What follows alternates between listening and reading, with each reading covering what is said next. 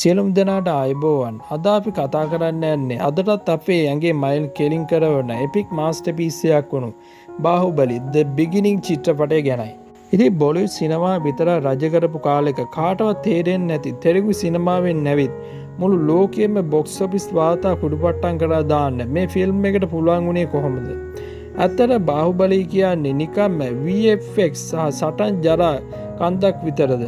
නැත්තම් ඒ පිටිපස්සේ තියෙන කතන්දර කලාව සහ මිත්‍යා උපමා පට්ටම ගැඹුරුයිද? ඉතින් අද මම මේ වීඩියෝ එකේ ඔයාලට අරගෙන එන්නේ බාහුබලි පළමු කොටසේ තියෙන අපිට මග හැරෙනු අසමසම දැක්ම සහ මේ ෆිල්ම් එකේ හැමදාම ඉන්දියානු සිනමාවේ රජ වෙලා තියෙන්නේ ඇයි කියන එක ගැන සවිස්තරාත්මක විග්‍රහයක්. වීඩියෝ එකට ලයික් එකක් දාලා channel එක subscribe කරලා නැත්නම් දැන්ම subscribe කරලා set වෙන්න.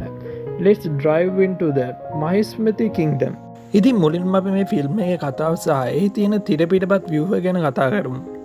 බාහුබලි කියන්නේ සරලම කිව්වොත් ඔරිජින් සහ සැඟවුණු අනන්‍යතාවයක් කියන තේමා උඩ දුවන කතාවක්.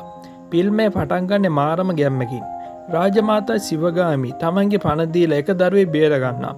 ඒ දරුවා තමයි මහිස්මති රාජධානියේ සැබෑ උරුමකාරයා වන මහේන්ද්‍ර බාහුබලි. හැබැයි ඌ හැදෙන්නේ වැද්දන් සහ ගැමියන් ඉන්න ගමක. සිවුඩු කියන නමින්. ඉතින් මේ සිවුඩු කියන්නේ පොඩි කාලේ ඉඳන්ම අద్భుත ශක්තියක් තියෙන. හැමදාම අර දැවැන්ත කන්ද සහ දියැල් උඩට යන්න try කරන තරුණේ.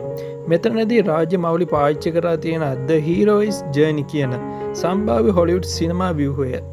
සිවුඩු දියැල්ල උඩින් යනකොට ඔහුට හමු වෙනවා අවන්තික නැත්නම් අපි කවුරුත් දන්න තමන්නා කියන ගරිල්ලා සටන්කාරී නිසා. ඔහු නොදැනුවත් කමින්ම මහේස්මති රාජධානිය අභ්‍යන්තර දේශපාලනයට සහ පරිගැනීමේ සටනට මැදිහත් වෙනවා. ඉතින් මේ කතාවේ දෙවෙනි භාගයේ සම්පූර්ණයෙන්ම වෙන්නේ ෆ්ලෑෂ් බෑක් එකකට.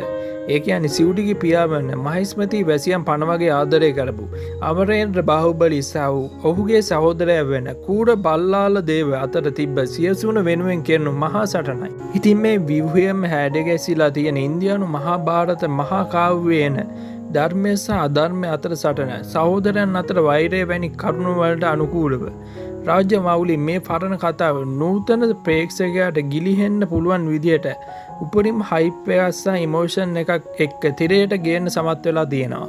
ඉතින් මේ ෆිල්ම් මේ කාස්ටින් එක සහ රේබල් ස්ටාර් ප්‍රභාස් මේ ෆිල්ම් එක වැඩියෙන් ඔහු අවුරුදු 5ක් තමන්ගේ ජීවිතය කැප කරා.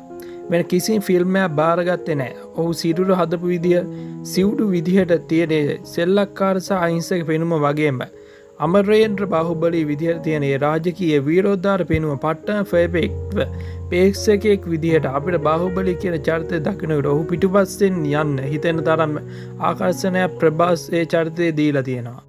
ඉතින් ඒ වගේ SS රාජමෞලි කියන්නේ නිකම් ඩිරෙක්ටර් කෙනෙක් නෙමෙයි.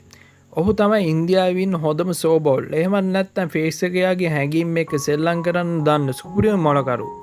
හොලිවුඩ් ෆිල්ම්ස් වල තියෙන VFX විතරක් අරන් වැඩක් නැහැ. ඒකට ඉන්දියානු සංස්කෘතියේ තියෙන හැඟීම් සහ මාස් මූවමන්ට් එකතු කරන්න ඕනි කියන එක රාජමෞලි හොඳටම දැනන් හිටියා. ඉතින් අවසාන වශයෙන් කිව්වා බාහුබලි The Beginning කියන්නේ ඉන්දියාවට විතරක් නෙවෙයි. මුළු දකුණු ආසියාවේ සිනමාවටම ජාත්‍යන්තර ගෞරවයක් අරන් දීපු සිනමා ශාලාවකම විඳගත් යුතු මහා කාව්‍යයක්.